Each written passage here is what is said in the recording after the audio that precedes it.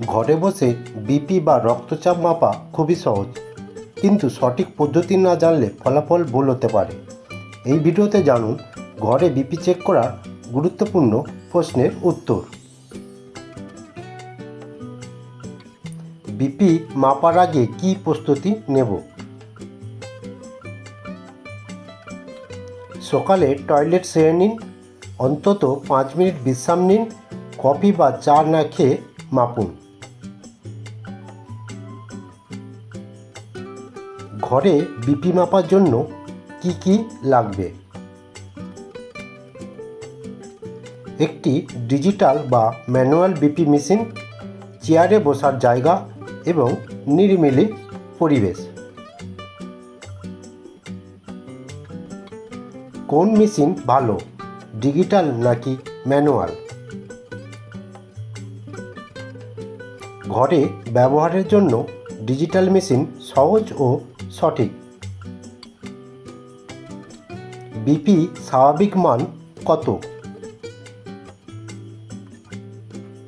স্বাভাবিক BP 120/80, systolic 120 এবং diastolic 80। খাবার খাওয়ার কতক্ষণ পর বিপি মাপা যাবে? খাবারের পর অন্তত 30 মিনিট অপেক্ষা করুন, তারপরে বিপি মাপুন।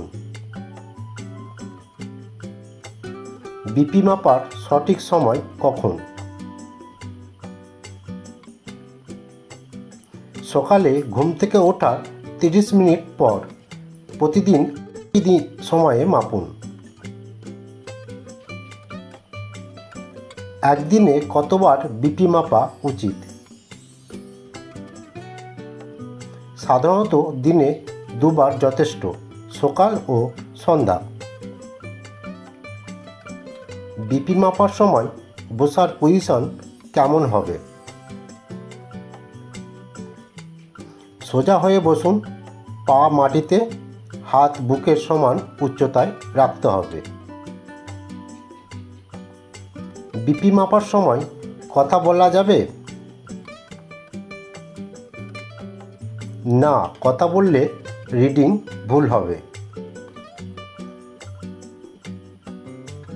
একবার মাপলেই হবে নাকি 2 বার? 2 বার মাপা ভালো। প্রথম ও দ্বিতীয় রিডিংয়ের গড় নিন। হঠাৎ বিপি বেড়ে গেলে কি করবেন?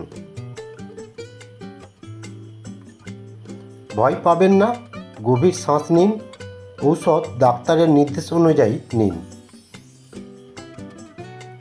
বিপি খুব কম হলে কি করব? হালকা মিষ্টি পানীয়, নুন জল খান এবং বিশ্রাম নিন। বিপি মাপার সময় জামার হাতা গোটাতে হবে?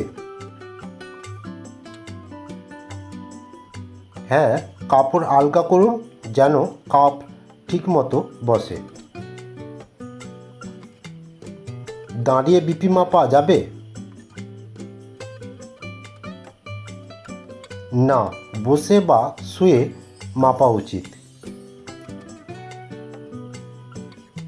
বেশি টেনশন থাকলে বিপি কেমন হয়? স্ট্রেসে বিপি বেড়ে যায়, শান্ত হয়ে মাপুন।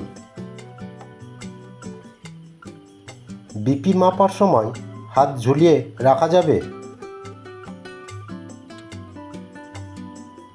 না, হাত সাপোর্টে রাখতে হবে।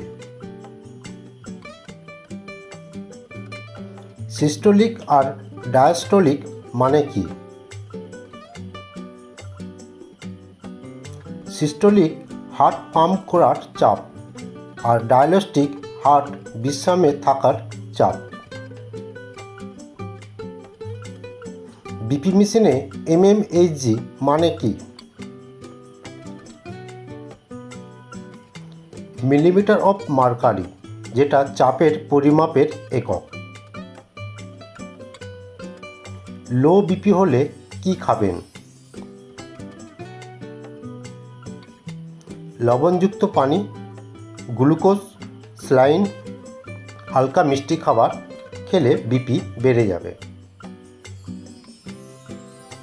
হাই বিপির জন্য কোন খাবার এড়িয়ে চলতে হবে? লবণ, তেলে ভাজা, ফাস্টফুড, রেড মিট এবং অ্যালকোহল এড়িয়ে চলতে হবে। বিপি মাপার সময় ঘড়ি বা গয়না খুলতে হবে? হ্যাঁ, হাত ফ্রি রাখুন। ঘরে বিপি মাপা কি হাসপাতালে মাপার মতোই সঠিক? হ্যাঁ, যদি সঠিক নিয়ম মেনে মাপেন। বন্ধুরা, ভিডিওটা যদি ভালো লাগে তাহলে লাইক এবং শেয়ার করে অন্যকে সচেতন করে দিবেন।